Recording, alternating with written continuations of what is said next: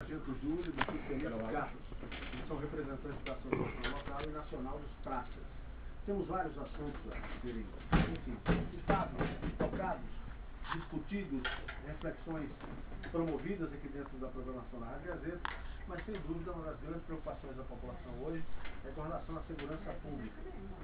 E o que dizer, Sargento Heleno, que vai estar conversando com a gente, a respeito especificamente do processo de valorização do militar? Seja ele militar da ativa ou ele da reserva, com a folha de serviço prestado ao Estado de Alagoas. Boa tarde, Rogério. Boa tarde a todos os ouvintes, companheiros da PM de Bombeiro da ativa e da reserva, suas famílias.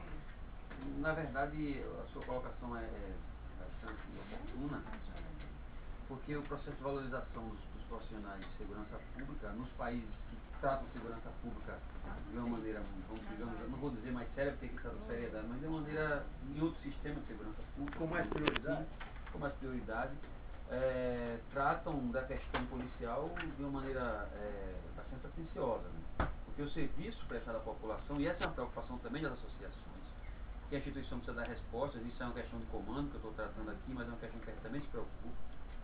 Essa resposta dada à sociedade também depende muito como é que o público interno está sendo tratado pelo governo local, seja ele aqui, seja ele em outra cidade, em outro estado, né, do mundo. Para você ter uma ideia, nos Estados Unidos, eu tive colhendo dados em alguns estados, e há estados em que os policiais se aposentam com 20 anos de idade, 25 anos de idade. E idade do serviço. Desculpa, 20 anos de serviço, obrigado pela correção. 20 anos de serviço. 20 anos de serviço e 25 anos de serviço, no máximo 30 anos. Porque a atividade policial é uma atividade muito arriscada, né? A polícia ela tem como característica o uso da força física, é o único órgão que tem essa característica para corrigir ou alterar a conduta social. Então a polícia tem essa característica. Portanto, para empregar o uso do vigor físico é necessário ter vigor físico para empregar a força física. Então esse tratamento é diferenciado. Esse não é um conceito ultrapassado, não? Em relação a? De tratar de um policial ele ter que utilizar a força física antes de qualquer coisa? Na verdade, não é necessário. A não ser que seja para a nossa polícia. O conceito atual. Não. O David Bailey, que é o maior estudioso de polícia do mundo hoje, é um americano, ele diz que essa é uma característica da polícia. Não necessariamente ela usará a força. E quando usar, deve usar de maneira a apenas corrigir a alteração. O uso excessivo da força, esse sim é condenado. Porque o policial vai cometer uma violência que é desnecessária. Isso tem que ser condenado em todas as áreas, né, da sociedade. Não pode haver um acolhimento a esse tipo de conduta. A polícia no mundo inteiro ela tem como característica o uso da força física dentro da legalidade, né? Ou seja, a sociedade autoriza a polícia a fazer isso para corrigir condutas, não para, por exemplo, usar a força contra o cidadão que precisa da correção da conduta. E ainda que se use a força física, deve se usar dentro de uma técnica policial que seja a menos ofensiva possível. Não é, às vezes a gente confunde, né, usa a força física, mas o estudioso fala que essa é uma característica policial. É porque se fala muito hoje de uma polícia preventiva.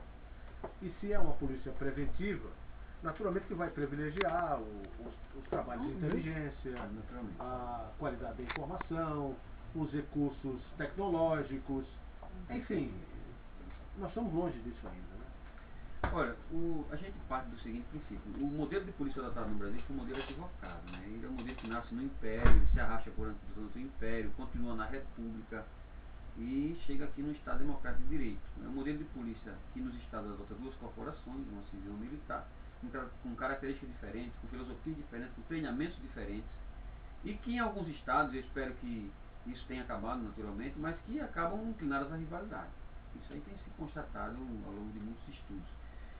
Porém, essa questão da segurança pública, de como o Estado deve tratar a segurança pública, é uma questão muito complexa, muito delicada, que infelizmente não tem estudos no Brasil nem no mundo sobre isso, alguns estudos, vamos dizer assim, acadêmicos.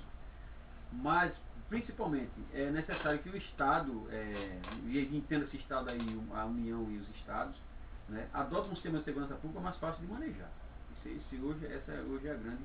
Por exemplo... Você entende que o Estado hoje mantém esse controle? Não, o Estado hoje tem um sistema de polícia no Brasil que não precisava ser dualista, por exemplo. Já tem duas polícias no Estado, teria que ser, como você falou, uma polícia só, aí você entraria com a polícia porque é natural que tenha duas modalidades de polícia, mas mesmo dentro da mesma corporação, dessas duas modalidades existem. É a modalidade repressiva, né, e é a modalidade preventiva.